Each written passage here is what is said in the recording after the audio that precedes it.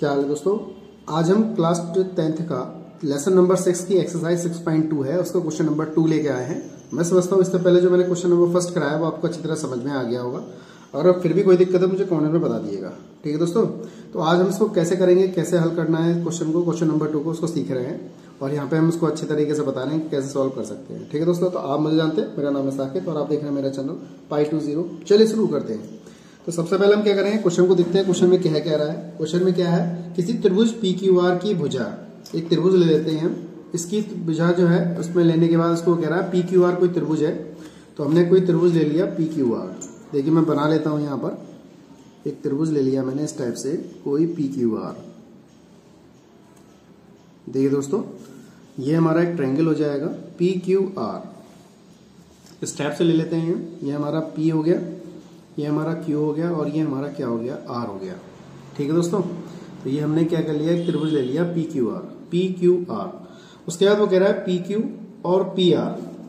PQ यानी कि ये वाली PQ जो है, और PR ये वाली भुजा बिंदु EF पर इस प्रकार से स्थित है कि वो EF समांतर है जो QR के, यानी कि QR की रेखा एक समांतर दे रखी है। यहाँ पे एक रेखा दे रखी है QR के समांतर EF, यहाँ पे एक रेखा रख दी हमने, यहाँ पे EF ये वाली रेखा खींच दी क्या हमने, EF, ये हमारी E है और ये हमारा क्या है, F पॉइंट है। ये जो रेखा है इसके क्या है, समांतर है। ये चीज हमें यहाँ पे दे रखी है क्वेश्चन में। उसके बाद उसने लिखा हुआ है, जैसे मैंने यहाँ पे लिख दिया PQR, EF समांतर है किसके, QR के। उसके बाद यहाँ पे सवाल में ये कह रहा है, इसके बाद कहता है कि PE बराबर हमारे पास दे रखा है 3.9 सेंटीमीटर। पहले स्टेप में मतलब इसमें 3 पार्ट दिए हुए हैं, तो पहला पार्ट हम यहाँ पे हल कर रहे हैं। ठीक है दोस्तों, तो पहला पार्ट जो हल कर रहे हैं वो यहाँ पे हम बता रहे हैं। तो PE कितना दे रखा है, 3 पॉइंट। अगर हम पहले चित्र में बनाए तो PE यानी कि अगर देखा जाए तो PE ये वाली भुजा दे रखी है हमें 3.9। ठीक है, तो तीनों के अलग अलग चित्र बना देंगे हम यहाँ पे, वरना मैं आपको समझा दूंगा। EQ हमें दे रखी है 3 सेंटीमीटर, ये 3 सेंटीमीटर दे रखी है, ये हमें 3.9 सेंटीमीटर दिया हुआ है। PF यानी कि PF कौन सा, ये वाला है, ये हमारा 3.6 दिया है, और FR यानी कि 2.4 सेंटीमीटर दिया हुआ है। तो वो कह रहा है कि बताइए, सिद्ध करके बताइए कि इसमें ये हमारे पास कौन कौन सी रेखाएं जो है वो समांतर है या नहीं, मतलब ये वाला चित्र जो है समांतर को दर्शा रहा है या नहीं दर्शा रहा, ये हमें यहाँ पे बताना है। तो हमने आपको बताई थी थेल्स प्रमेय और थेल्स प्रमेय का विलोम, दोनों प्रमेय बताई थी, तो ये उसी पर आधारित है हमारा। तो कैसे करेंगे इसे ध्यान से समझिएगा। ये इसे थेल्स प्रमेय को हम क्या कहते हैं, आधारभूत समानुपाती प्रमेय का विलोम, ऐसे भी कह सकते हैं, थेल्स प्रमेय कह सकते हैं, थेल्स प्रमेय का विलोम भी कह सकते हैं। ठीक है दोस्तों, तो थेल्स प्रमेय हमारी क्या थी, उसको हम कह सकते थे PE, यहाँ लिख देते हैं PE अपॉन में EQ, या QE लिख लो, बात एक ही है यहाँ पर। तो और PF ये हमारे पास PF हो जाएगा, अपॉन में कितना हो जाएगा, FR हो जाएगा, FR। ठीक है दोस्तों, हमने यहाँ पे मान लगा दिया। अब हमें पता कैसे चलेगा ये हमारी रेखाएं, ये वाली जो रेखाएं आपस में समांतर है, हमें पता कैसे चलेगा, हमें पता चलेगा तब पता चलेगा कि देखिए ये अनुपात तो है, लेकिन अगर इनका अनुपात आपस में कैसा आ जाए, बराबर आ जाए, तभी तो हमें पता चलेगा कि अनुपात में है नहीं है। तो PE का मान कितना है, देखिए PE का मान हमारे पास है 3.9, यहाँ पे लिख दिया हमने 3.9। उसके बाद हमारे पास जो है कितनी दे रखी है भुजा, QE, EQ या QE का मान हमें कितना दे रखा है, 3 दे रखा है।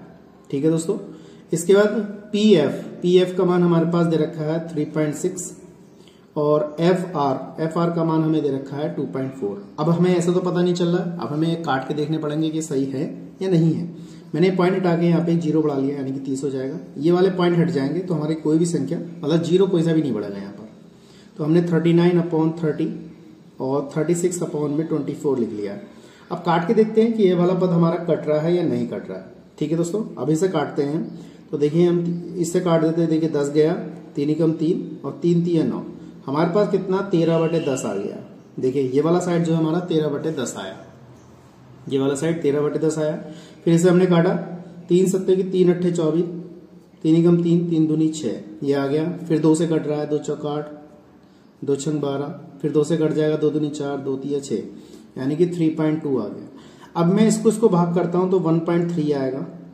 देखिए जब मैंने इसको भाग किया है तो यहाँ पे 1.3 आ रहा है। अब मैं इसको भाग कर रहा हूं तो यहाँ पे 1.5 आ रहा है। इसका मतलब क्या है, ये दोनों बराबर नहीं है, यानी कि ये वाला अनुपात इस वाले अनुपात को बराबर में नहीं बांट रहा है। इसका मतलब ये हुआ कि हमारी ये रेखा जो है संतुष्ट नहीं करती, यानी कि EF जो है QR के समांतर नहीं होगी। यहाँ पे लिख देंगे हम PE, यहाँ पे लिखते हैं हम PE बटे में EQ बराबर नहीं है PF अपॉन में FR के, और यहाँ पे लिख देंगे आधारभूत अनुपातिकता, ठीक है, यहाँ लिख देंगे प्रमेय का विलोम संतुष्ट नहीं करता है, यहाँ लिख दिया हमने संतुष्ट नहीं करता है, इसलिए या अतः लिख देंगे यहाँ पर EF QR के समांतर नहीं है। तो हमने यहाँ पे लिख दिया QR के समांतर नहीं है, इस टाइप से लिख दिया। इसी प्रकार से हमारा सेकंड क्वेश्चन देखिए, इसका मतलब तीसरे का ही, इसमें 3 पार्ट दे रखे, तो इसमें वो करते हैं। तो देखिए यहाँ पे लिखा हुआ है तीसरा भी, दूसरा क्वेश्चन भी यहाँ पे लिखा हुआ है, कितना है PE कितना दे रखा है हमें, देखिए PE हमें दे रखा है यहाँ पर 4 सेंटीमीटर, ठीक है दोस्तों। QE हमें 4.5 सेंटीमीटर दिया है, PF हमारा इतना दिया है और FR इतना दिया है। तो देखो यही वाला नियम लगाते हैं हम इसी चित्र में। और PE का मान देखिए यहाँ पे जैसे PE दे रखा है, तो देखिए PE अपॉन में EQ लिख लेंगे, यहाँ पे EQ लिख देते हैं, बराबर में यहाँ पे कितना हो जाएगा PF अपॉन में कितना हो जाएगा FR, बिल्कुल सेम वही है। और मान भी दे रखे हैं यहाँ पे, PE का मान हमें 4 दे रखा है, तो यहाँ पे मैंने 4 लिख लिया। QE का मान यानी कि EQ का मान हमें 4.5 दिया है, तो यहाँ लगा दिया। PF का मान हमें 8 दिया है और FR का मान हमें 9 दिया है। अब देखते हैं क्या ये बराबर आ रहे हैं नहीं आ रहे हैं, ठीक है दोस्तों। तो हमने यहाँ पे बराबर किया, पॉइंट हटा के 0 बना लिया, तो यहाँ पर पास 40 अपॉन में कितना 45 बराबर कितना हो गया 8/9। अब इसको हम करके देखते हैं कि हमारा ये बराबर काट रहा है नहीं काट रहा है, तो कितना हो जाएगा। ये हम काट सकते हैं, कितने से काट दें हम इसे, वैसे ये तो नहीं कटेगा, ये वाला कट जाएगा। 5 9 45, 5 8 40। देखिए ये इसके बराबर आ गया, कहने का मतलब है 8/9 बराबर 8/9। इसका मतलब है दोनों रेखाएं कैसी हमारी समांतर हैं। ये दोनों रेखाएं आपस में कैसी होंगी, ये वाली और ये वाली आपस में कैसी होगी, समांतर होंगी। ये इसको सही अनुपात में बांट रही हैं, ठीक है दोस्तों। इसी प्रकार से हमारा थर्ड प्रश्न है, हमारा थर्ड पार्ट है इसका, ये वाला दे रखा है PQ बराबर इतना, PR बराबर इतना, PE बराबर इतना है और PF बराबर इतना दे रखा है। तो उसको हमें सॉल्व करना है, कैसे करेंगे जरा ध्यान से समझिएगा। तीसरा सवाल हमारा कैसे होना है देखिएगा, चित्र तो हमारा यही रहेगा, इसी में हम कर देंगे इसे। तो यहाँ पे देखेंगे हम तीसरे वाले को हम सॉल्व कर देते हैं। देखिए PQ का मान हमें दे रखा 1.28, तो देखिए हमने क्या लिखा, P अपॉन में EQ, वही वाला जैसे हेल्सपुर में लगाई थी हमने, और PF अपॉन में कितना है FR है, ये भुजा दे रखी है हमें। अब हमने क्या किया, इसमें PE का मान हमें दे रखा है, देखिए PE का मान इसमें दिया है कितना है 0.18, ठीक है। PF का मान दिया है 0.36। देखिए यहाँ पे हमें EQ का मान नहीं दिया, EQ की जगह PQ दे रखा है, तो इसको हम सॉल्व करके लिखेंगे। कैसे लिखेंगे, वीडियो बने रहे। तो हमने यहाँ पे लिखा, देखिए PE का मान हमने यहाँ पे लगा दिया 0.18, ठीक है दोस्तों। और इसकी जगह पे यानी कि हम EQ की जगह पे लिख सकते हैं इसे PQ माइनस का PE। कैसे लिखेंगे अभी मैं आपको बता रहा हूं। यहाँ पे चलो एक पोर्शन को सॉल्व करते हैं, अभी इस वाले पोर्शन को, तो हमने इस वाले पोर्शन को सॉल्व कर रहे हैं, तो हमें EQ को लिख रहे हैं। अब EQ को कैसे लिखा हमने, देखिए FR की वैल्यू निकाल ली यहाँ से, देखिए FR यानी कि ये हमारे पास FR ये वाला है, ठीक है दोस्तों। और हमें चाहिए कितना था, सॉरी FR नहीं EQ चाहिए था, तो EQ हमारा ये वाला है। तो इसको हम कैसे लिखेंगे जरा ध्यान से समझिएगा। देखिए ये वाली जो भुजा है PQ है, PQ को हम 2 भाग में लिख सकते हैं, तो P प्लस का QE इस टाइप से लिख सकते हैं। और यहाँ पर हमने क्या किया, हमें क्या दे रखा है, वहां पे EQ दे रखा है, तो यहाँ पे ये वाली वैल्यू निकाल लो। तो PQ माइनस का PE बराबर कितना होगा QE। QE की जगह पे हम क्या लिख सकते हैं, PQ माइनस का PE लिख सकते हैं। तो हमने इसको क्या किया, यहीं पे हम ये लगाते हैं, यहाँ पर इस जगह लगाते हैं। तो 0/18 मतलब 0.18 हमारे पास दे रखा है। PQ की वैल्यू हमें दे रखी है, PQ की वैल्यू हमें दी है 1.28, ठीक है दोस्तों, और P की वैल्यू हमें दे रखी है 0.18।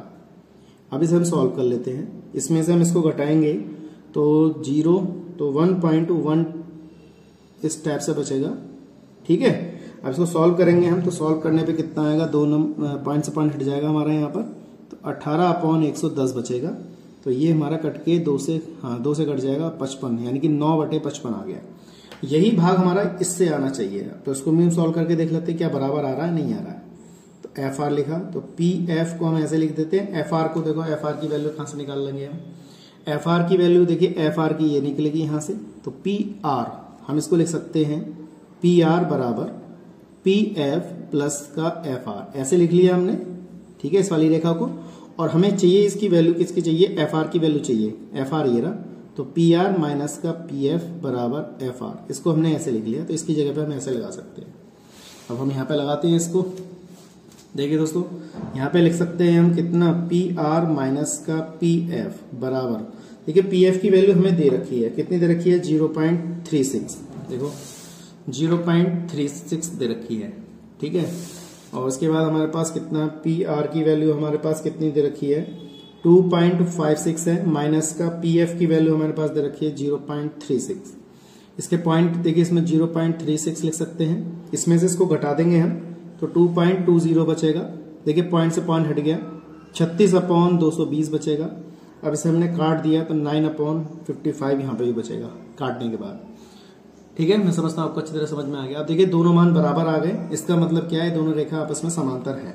तो आपको वही चीज लिखनी है जो यहाँ पे ये वाली लाइन तो नहीं लिखनी है, ये वाली के बराबर नहीं था, लेकिन हमें यहाँ लिखना पड़ेगा जो इसके समांतर है। तो यहाँ लिख देंगे दोनों मान, यहाँ लिख सकते हैं LHS बराबर क्या है, RHS है, और दोनों मान कैसे हैं, बराबर है। तो लिख देंगे यहाँ पर EF QR के समांतर हैं, ठीक है। अब इसमें लिख देंगे आधारभूत अनुपातिकता प्रमेय सही है, क्योंकि ये आपस में बराबर है, समान अनुपात में बांटती हैं, तो इसलिए क्या होंगी, हमारी आपस में समांतर होंगी, ठीक है दोस्तों। तो मैं समझता हूँ ये क्वेश्चन बहुत ही इजी था, आपको समझ में आ गया होगा। कोई दिक्कत है तो मुझे कमेंट बॉक्स में बताइएगा, ठीक है दोस्तों।